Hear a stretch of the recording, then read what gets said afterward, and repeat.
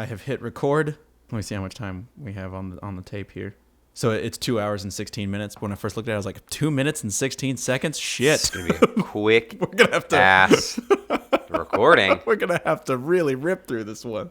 Yep. Yep. And that's one topic. I was interviewing some people today, college students, and boy, God, are they so optimistic about life? One asked me if I had any advice for a college student, and I think I probably went on a 20-minute rant. And I got in my real old man rant. You know, that's how I could tell it's been a while since I've been in college, because I was like, have fun, fuck classes, study abroad the rest of your time in college. Don't take things too seriously. You know, I went into a full-blown verbal essay. Yeah, when you started pulling out posters. Exactly. I had to stand up and use the whiteboard. You know.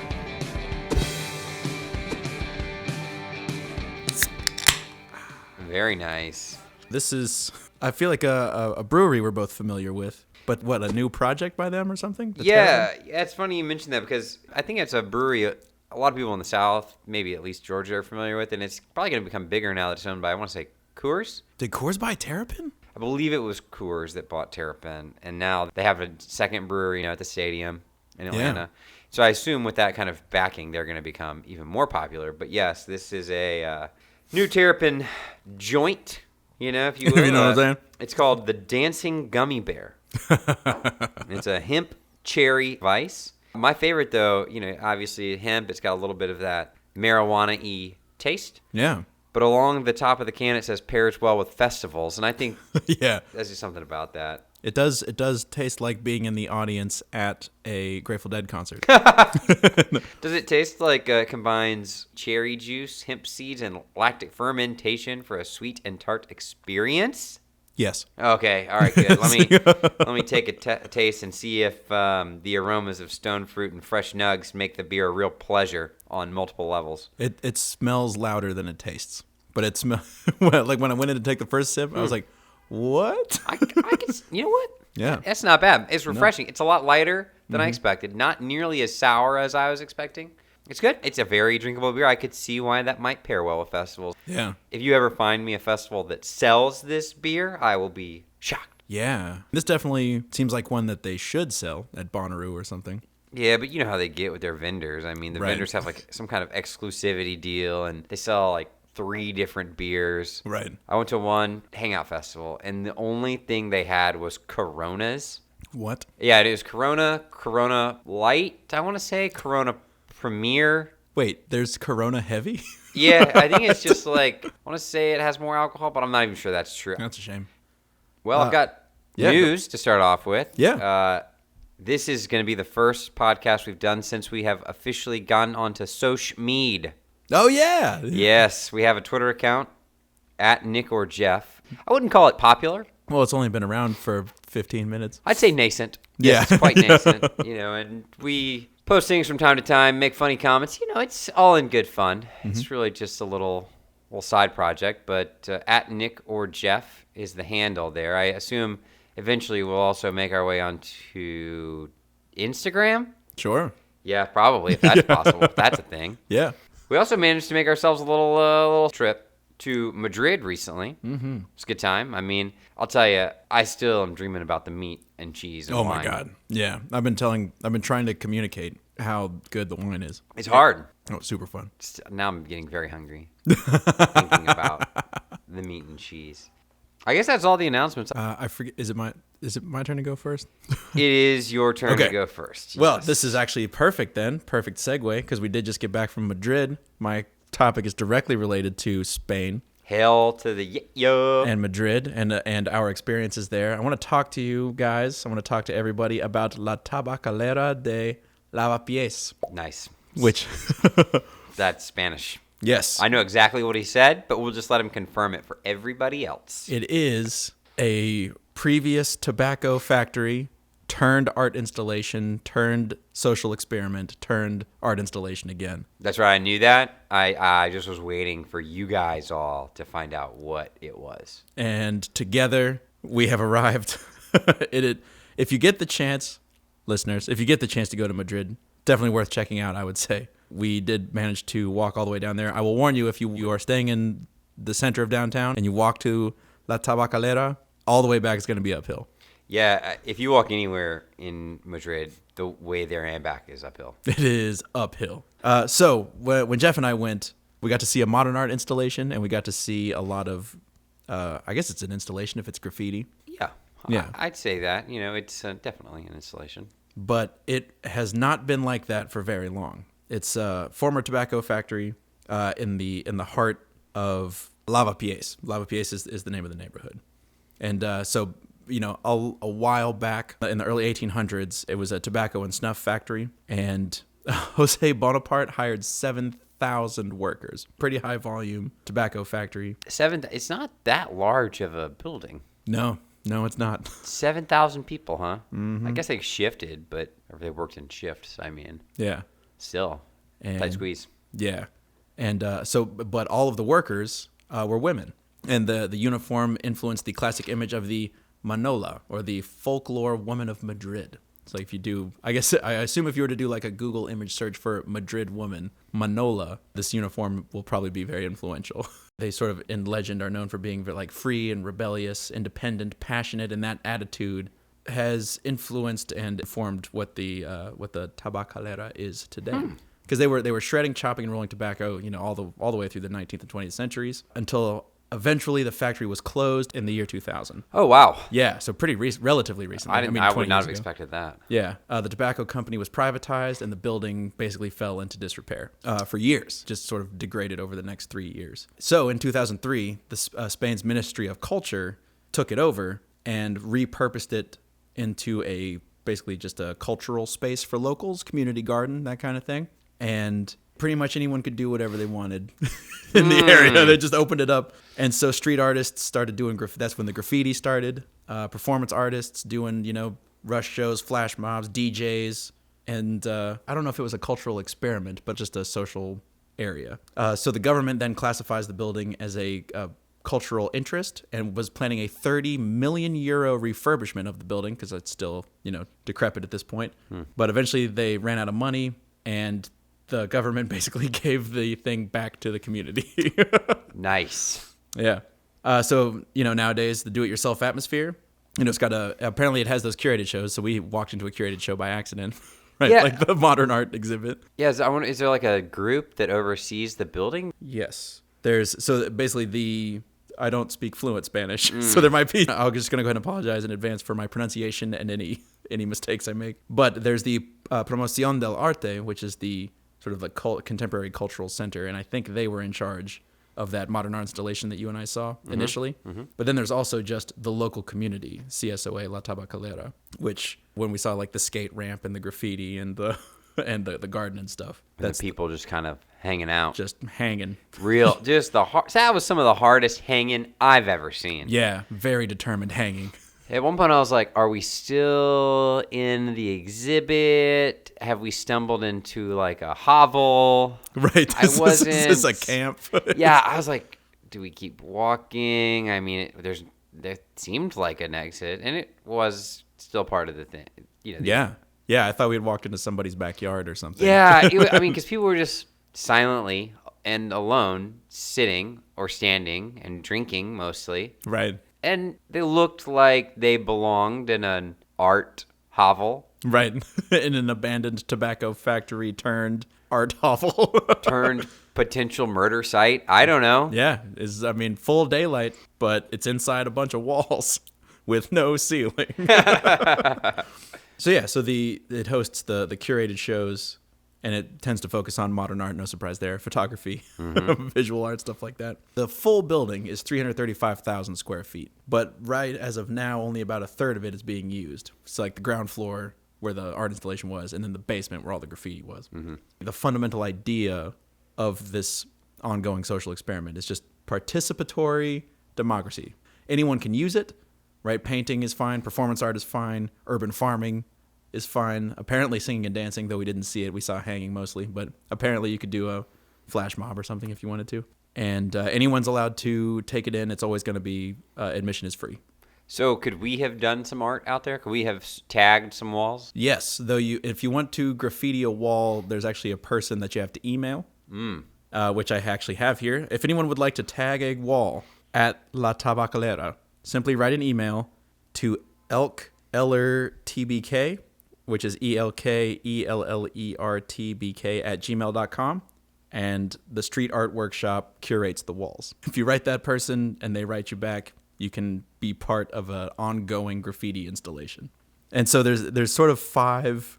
They're not gangs, but there's 5. I think that gangs is an apt description, just because gang it doesn't have to mean violence, right? But like a surly group of artists. Yeah. Well, there's like 5 communities with common interests that use the building the most. El Keller, that's the graffiti and street art community. Oh, El Keller. Oh, I just understood the email address. So it's elkellertbk @gmail.com. Great.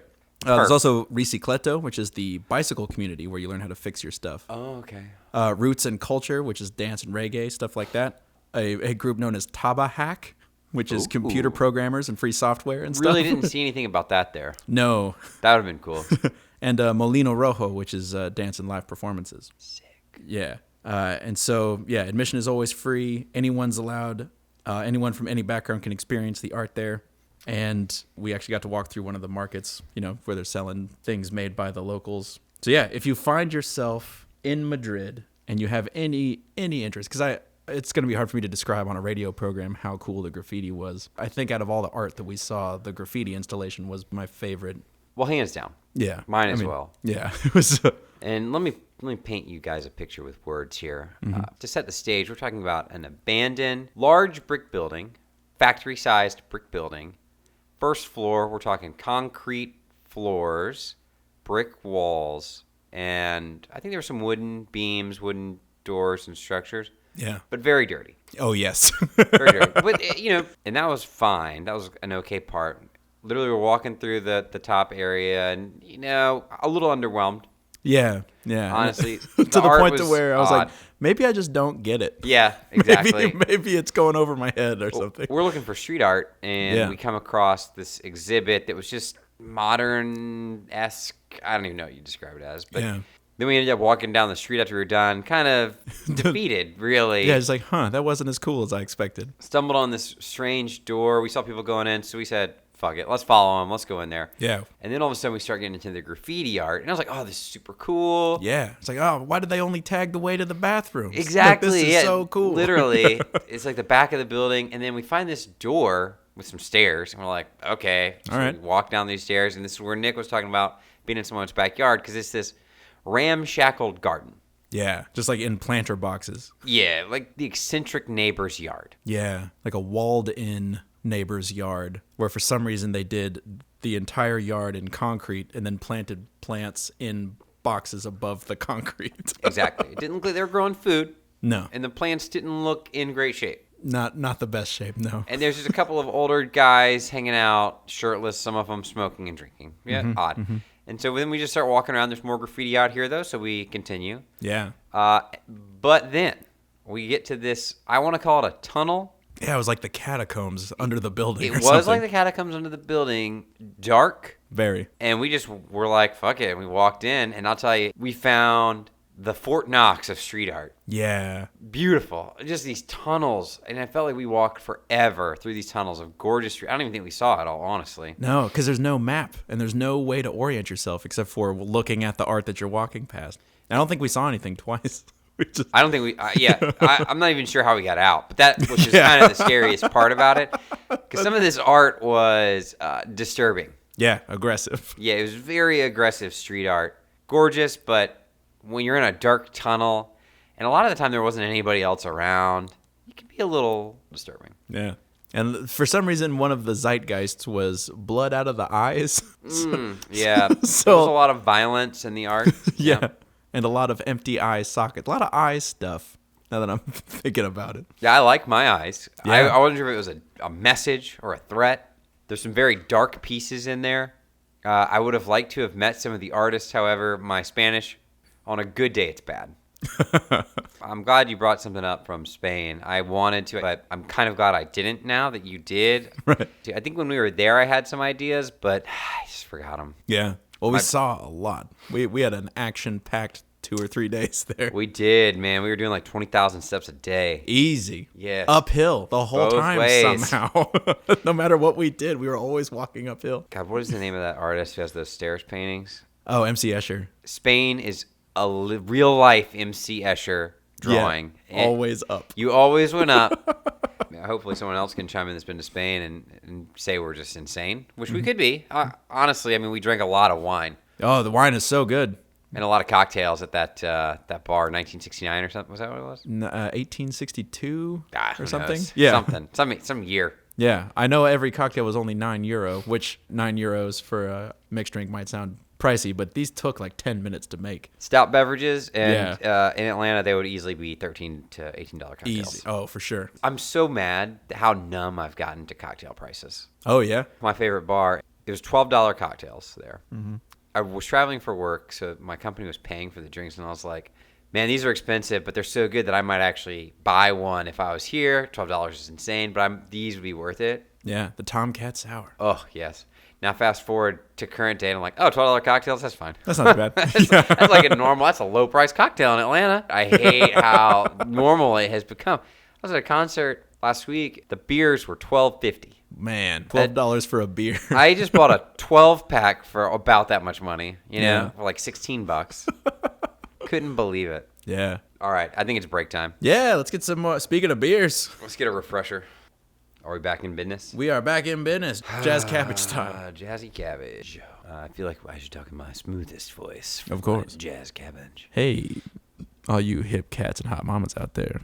You're listening to Learning Stuff with Nick and Jeff. DJs, Dollar Bills, and Jazzy Jeff. Wait, someone already has Jazzy Jeff. Yes, I believe that is DJ Jazzy Jeff. That's a shame. I hate to see it. It is a shame. I don't know that his voice was so smooth, but his DJing was very jazzy. Very jazzy. All right. All right. Back in business. We're in it. So I'll say my topic. This is one I had on the list since the beginning. I struggled with whether to do it. I'm going to do what I am often want to do. Yeah. And get in over my head. Okay, perfect. Way too deep. All Dive right, in. We'll get into it and we'll see how it goes. Yeah. My topic is Brexit. Oh, man. So Yeah. it's painfully relevant. It's not in the news as much anymore, what with the current state of the American government. Right. But I'm going to go ahead and dive in. Really what I wanted to know the most about here was how did we get to this point? Because as far as I am concerned, again, as an American citizen, one day they just kind of voted on Brexit and then it happened. Yeah. Turns out there is a deep history to this movement. And I'm Oh, going to really? dive into how it became an issue. In fact, it was always an issue is the answer. Really? Yeah. This stuff started before we were born. 1951. What? Right. So right after World War II? That is correct. And it is when the inner 6 European countries signed the Treaty of Paris, established the European Coal and Steel Community. Okay.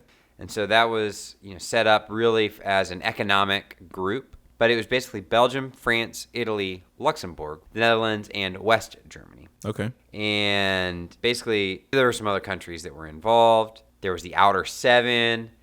These are European Union countries for the most part, but Austria, Denmark, Norway, Portugal, Sweden, Switzerland, and the United Kingdom. This was the first step in creating what will become a European Union. Okay. So this was making it easier to trade steel across or something? Or it sounds like an economic move to make trade easier. Yeah, it was really a cooperation agreement for trade in between the countries. Okay. It kind of grows larger and larger from there, but you'll notice one of the key members not associated was the UK. Yeah, they were in the Outer 7. That's right. You've got your inner 6, outer 7. You've got the enlargement where it continues to get bigger, 9, 10, 12. It gets bigger as this group gets bigger. Okay. All that is to say, this is kind of the first step. So in the 50s, this coalition, this agreement, this cooperation agreement comes into being. Yes. And then this operates for a few years, and in 1955, the Messina Conference deems it a success. Nice. And so what they've decided to do is, this has been such a successful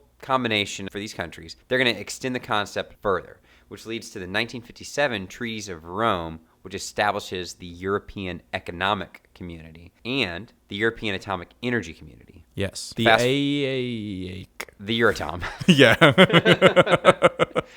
It's Well, a lot of vowels in a C. There are a lot. All that's to say is, again, it's a regional group of countries, an economic group, more so than a political one. So this is of great importance only to me. This atomic coalition, did this lead to Hans Blix? Was Hans Blix part of Euratom? Yeah. I don't know. I think he was in the UN. Oh, yeah, I think you're right. He's the a UN Atomic inspector. Energy Commission. Yeah. Because he was Swedish, but I don't know if he was ever part of Euratom. But now I want to know. Probably not, actually. No, yeah, because I think you're right. He was a UN inspector. The International Atomic Energy Commission, I think, was what he was part of for the UN. Anyway. Yeah. I don't think he was part of Euratom. That would have been funny, though. And I know you only brought that up for Team America World Police. Indeed. That's 100% accurate. Okay. All right. So that's 1957. In 1967, 10 years now have moved past, it becomes the European Communities. As part of the European Economic Community, the United Kingdom did join. Okay. So they became a member, but it wasn't until 1973. Oh. Wait, 73. 6 years later. Yeah, it's a few years later. Yeah. It gets kind of funny, though. So in 1967, they become known as European Communities. The UK attempted to join a few times, right? Oh. 1963 and 1967, but the applications were vetoed by the president, Mr. Charles de Gaulle. You'll know him from his very famous airport now. Yes. in Paris. But he kept vetoing it, and he resigned as president of France in 1969, and so that's why in 1973 they were finally able to join. What was de Gaulle's beef with having the UK join? Really, at this point in time, I'm not sure, because I feel like they should have been pretty good friends. Yeah, after World War II and all. Dubs 2, right? So maybe somebody who's a very intelligent listener can give us a heads up on that, post to our Twitter page at Nick or Jeff. That's right. So he resigns, the UK joins, that's called the Treaty of Ascension, and they became a member in January 1, 1973. Denmark and Ireland also joined at this time. Fast forward. We'll keep fast forwarding, okay? October 1990, the UK joins the European exchange rate mechanism. So this is where the pound sterling becomes pegged to the Deutschmark. Okay. So now, all of a sudden, we're getting into some currency agreements. Mm-hmm. Well, that only lasts for a little while. They end up being forced to withdraw from the agreement in September of 92 after the pound and the lira came under a lot of pressure. So both Italy and the UK had to get pulled out because there was some currency speculation. Some people might be familiar with Black Wednesday. It just cost the country about $3.14 billion. With a B? Billion with a B. That's how much it cost the country. Yikes. Yes. And so the country was pumping money, trying to keep the pound above the lower currency exchange limit unsuccessfully. Well, 1993, okay? This is when the EC becomes the EU that we know today, the European Union, okay? Okay. So it's called the Maastricht Treaty, and it really is the evolution of the group from a purely economic union into a political union, right? And this is where we start to see a well-established coalition of countries. Now, what gets interesting here, Denmark, France, Ireland, some larger countries in Europe hold referendums to ratify this agreement. What's interesting is that the British don't. They don't hold a referendum at all? Do not hold a referendum. Under the British Constitution, it's not required legally. Okay. It's not required. So Parliament ratifies. Oh, okay. But the people don't. Okay.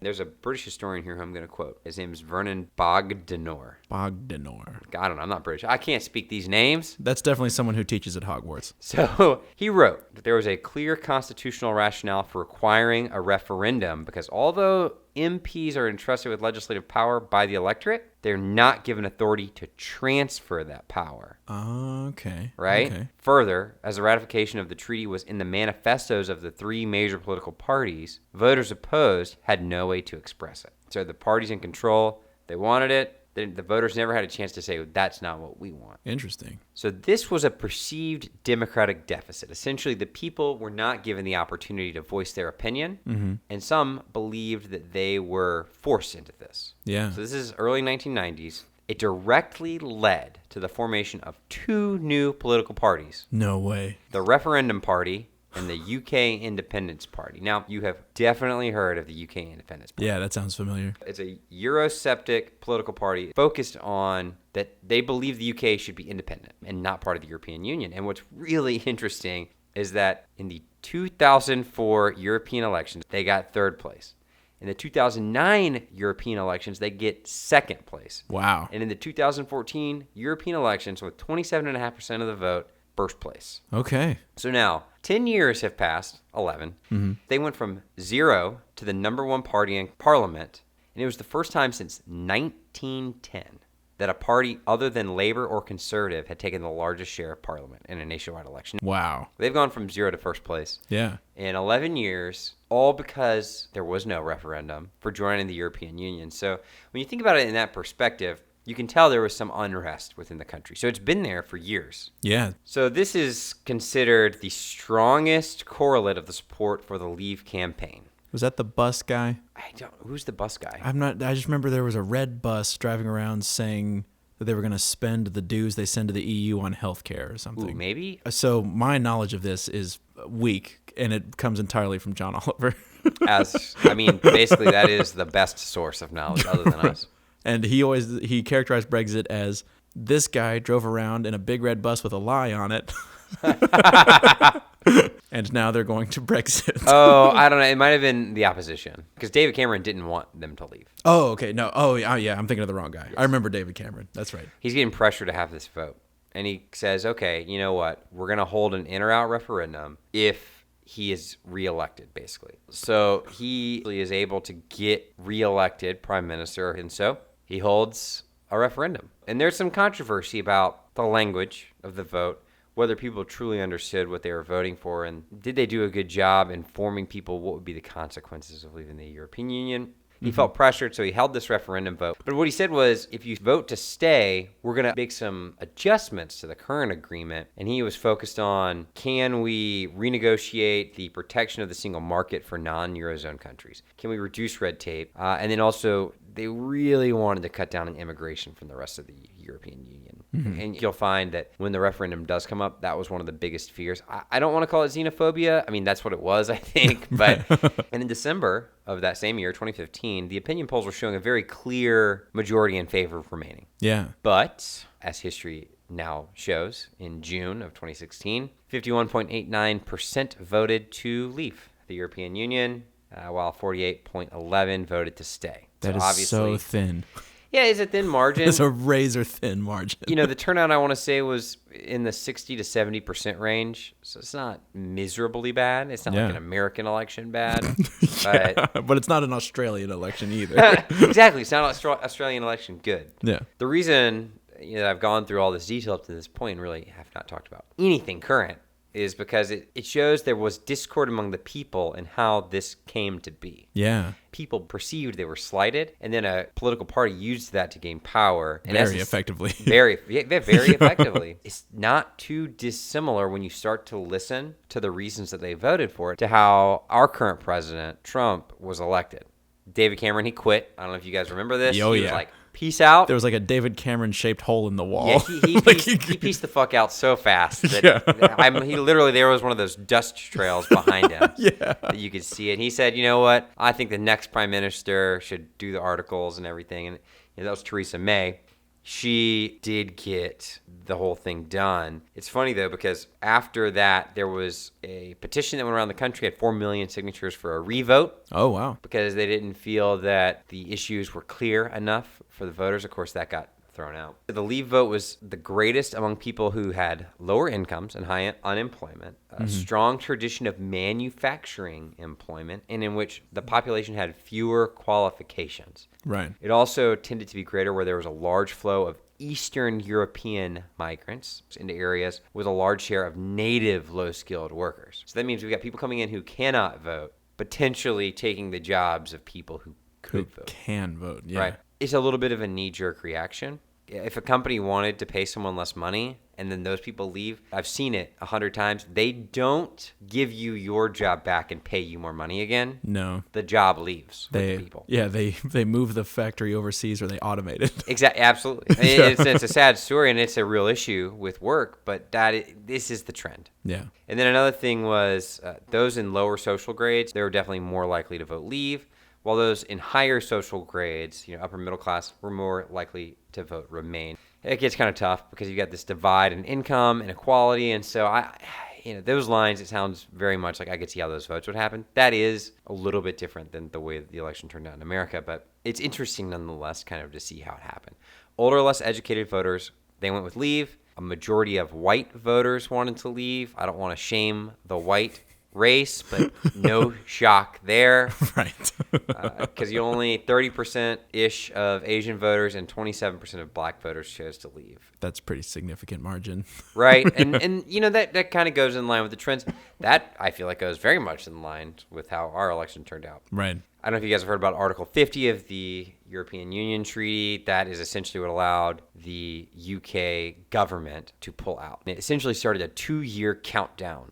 And in 2 years, they would be pulled out of the European Union. Well, I got news for you. Yeah, it's 2019. I'm doing some math here. The 2 years, they came and they went. They were extended. They have been extended twice now. Yeah. So this is an ongoing issue. Theresa May infamously negotiated several deals with the EU that could never be ratified by Parliament. I don't necessarily have a negative or a positive opinion of her. Her stay as prime minister was considered largely comical. Yeah, and she eventually stepped down. I'm going to go out on a limb here and say she looked pretty unhappy when she stepped down. Exactly. Yeah. Yes, she was not happy. She basically got stonewalled everywhere, but the argument is she just couldn't come up with a good deal. Now we have Boris Johnson as the prime minister in the UK, and I can't say he's necessarily doing a better job either. Right. He's doing a more bombastic job. Oh, yeah. A lot of pageantry from him. Yes, I would say it's quite offensive, but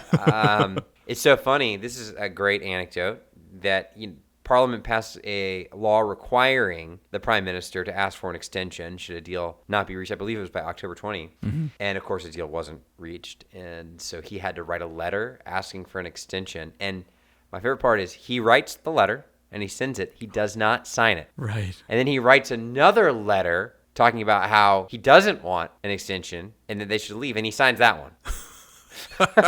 So he follows the letter of the law, but then he gets around it by writing another letter and signing it. Oh, my gosh. Well, anyway, they've extended the deadline once more to January 31st, 2020.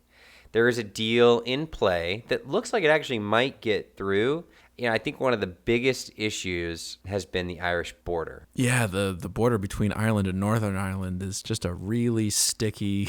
Well, I don't know if you recall, but there used to be a hard border between Northern Ireland and Ireland, and there were a lot of, I want to call it wars, but bombs. Attacks. Yeah, bombs and guns. It's very unfortunate, and when that was essentially erased, it really was a new chapter in the history of Ireland, and peace there, essentially. Yeah. For you guys who don't know, Ireland will remain part of the European Union, while Northern Ireland, which is physically attached to Ireland, which is part of the United Kingdom, will no longer be part of the European Union. And as part of the secession, if you will, from the European Union, you will no longer be able to freely travel in between countries. You have to go through customs. Exactly. Yeah. And that is goods going through, vehicles going through, people going through. They'd have to be stopped and searched, and there could be taxes.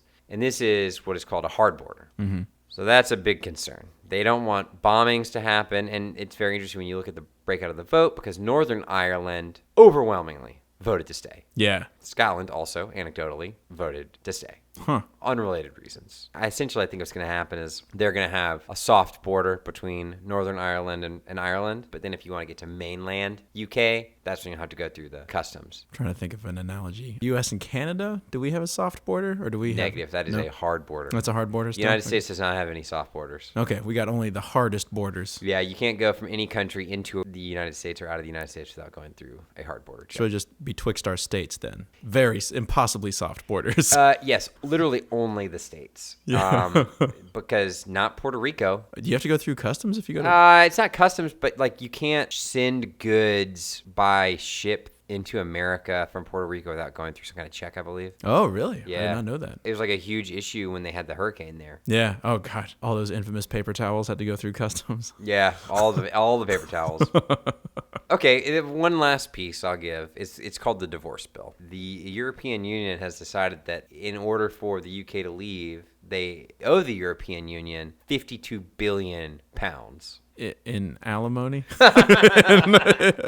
Yeah, essentially to be like, hey, you were in agreement, now you're getting out of it, and this is the damage that it's going to cause. It's interesting. No one knows how painful this is going to be moving forward. Mm-hmm. Personally, I understand why they wanted to do it. I understand not wanting to be tied to a group of other countries, especially when some of them are having some real economic issues. Mm-hmm. But I guarantee you that was not the reason they left. And what's interesting is when people in the streets are polled, they don't understand the consequences. Yeah, they live on an island. They do. And all of a sudden, things that they could easily get into their country and out of their country to other European countries is not going to be easy. And it's going to cost more money. Yeah, everything's going to be taxed coming and going. Yes. And so it's going to be painful economically. I honestly believe. Like food.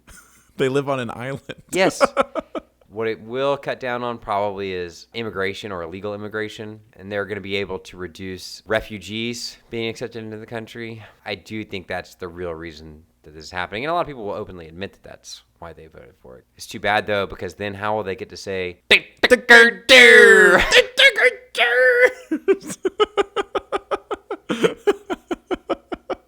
It's an opportunity that they're going to miss out on. There was some talk weeks, months, years, a while ago ish about voting again, and that was summarily dismissed. Correct. Because they don't want to vote again, or because... Well, the people already spoke. Okay. No take backsies. Right, so they've already started. Now, we're talking about something that has no real precedent in that area. It's probably time for the global economy to take a hit. I feel like things are lined up real nice for it right now.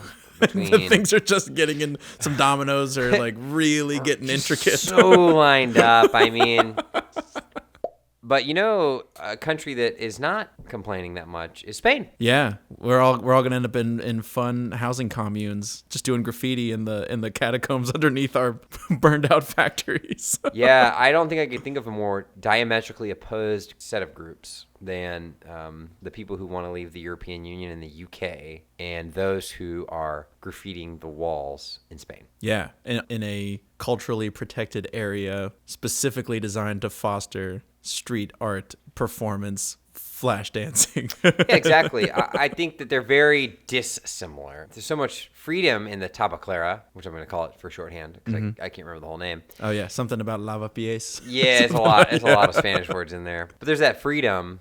Honestly, I just think they're super chill in there, and they just don't give a shit. And it's exactly the opposite. If you watch the news about Brexit, it's so goddamn frustrating. Yeah. The newscasters, just like the men sitting outside the Tabaclera, they have no idea what's going on. So how did we get here? What set of decisions could possibly get us here? But because they're about to have to pay additional taxes and stuff, they can't even get good Spanish wine. Can they even get Guinness? They'll have to import Guinness. Oh, shit. Actually, they might have a factory in the UK. Yeah. Well, I don't know, but... They're going to have to crank that sumbitch into overdrive. Yeah, seriously, though. They've got a factory in Canada. Guinness does? Yeah. Oh, I didn't know that. Yep. Huh. Wonder what Canada thinks of Brexit. Oh, I don't know. It's kind of funny, though, to see the British try to leave. Right. That thought occurred to me as well. Although Barcelona's trying to leave, right? Oh, yeah. You know what? That's a good point. While we were in Madrid, Barcelona was trying to independentize itself. That's true. To the point where we decided not to go to Barcelona. We decided not to go to Barcelona. There was a travel advisory. Yeah, they said you might get attacked. So I guess there you go. Also, I forgot about that. That's so weird. This recoiling away from making stuff easier is surprising. Which I know that's a super way oversimplification, but it's a lot easier for me to go from country to country in Europe than it was before. It's great. Yeah. Oh my God, I love it. Yeah, I'm so jealous. Gosh, so I wonder if we're gonna keep seeing because those two things, like you were saying, the tobacco factory, 200 years of tobacco production, and then it just shuts down, and now it's been repurposed into an art commune. But the tobacco factory folks, those jobs aren't back. This was a long walk to get to. I wonder if we're going to see if English factories start to shut down due to the stuff you're talking about, like if the cost of labor goes up, they'll move overseas or they'll become automated or something. The factory still shuts down. Artist communes in the UK? I like it. Let's go one step further. What if the whole UK becomes an artist commune? Artist commune is the UK. No one can live there anymore. They've just destroyed themselves. They're going to snap back to the 80s. Right. And who wants to do that? Not me. I'll tell you that much. God, what a terrible time. Yeah. I'm looking at the price difference and I'm realizing that my dedication to organic tires is not as strong as my desire to get tires for cheap. Exactly. That's right. It's like I would like to eat your organic pies, but I cannot afford to eat your organic pies. Right. Because I lost my job too selling tires. No one wants my organic tires, so I can't buy your organic pies. Exactly. My God. What it's kind of a fun, hopefully nothing bad. Hopefully it doesn't go that badly. Yeah. I like to get real negative about it, but I'm also very hopeful that things will just fall into place and they'll come into these great agreements and everybody will look back at this as a speed bump, or it could be the start of the zombie apocalypse. Hey. I feel like at this point, media's got us pretty prepared. What we do is we find an abandoned tobacco factory that's got walls already. That's smart, really helpful. like a fortress. Yeah, it would not be hard to turn La Tabacalera into a fortress. It's halfway there already. The structure's there. What would be hard, I think, is for us to get to the Tabacalera. Yes. In a zombie apocalypse. That would be tough for us. Yes, I would call it nigh impossible. I mean, not impossible, but pretty damn close. Yeah, we would need... so if any pilots are listening... Oh, yeah, that'd be good. In the event of an apocalypse, we're going to need to borrow you and a plane, and we're going to need you to fly us to Madrid, please. Yeah, but we'll give you the location of the Tabacalera because you won't have the internet. Right. But we'll remember, just walk uphill. That's right. That's right. I wonder if we're going to see any cool art come out of the... I'm trying to think of what Brexit art would even look like. Shitty, probably. I mean, first of all, it'd be modern, so... Yeah, I've already shown that I don't get a lot of modern art. I'm not sure. It'll be a piece that's... it'll be Theresa May's head on David Cameron's body with Boris Johnson's hands, but they'll all be disfigured, and then maybe there will be green blood oozing from his fingertips, and that'll be something. I don't know what it'll mean, but it'll be art. Now that you've said that out loud, I think we saw that. It could. It I think we saw that on the wall. It could have been there. See, you know what? I just have that artistic vision for modern art. Send an email to El Keller and tag it. If it's not there already, it needs to be there. Oh, shit, that reminds me. I forgot. We have an email address, too. Yes. Okay, hold on. This is real easy, and it's also difficult for me to remember. It is lswnaj@gmail.com. That is learning stuff with Nick and Jeff, but just the first letters of each word at gmail.com. Really hard to get an email address that is legible. Yeah. And copy us. When you decide to email La Tabacalera, copy us on it. And... lswnaj@gmail.com. Yeah. And when you do that, I'm going to be pulling for you. Yeah. So yeah, email us, email La Tabacalera, follow us on Twitter, follow us soon. Soon to be on Instagram. Soon to be on Instagram. If you get on our Twitter, I'll post our new Instagram account, whenever that happens. Exactly. On Twitter. And thanks everybody for coming by. Thanks everybody for listening, and we will see y'all next time. See you guys. Bye.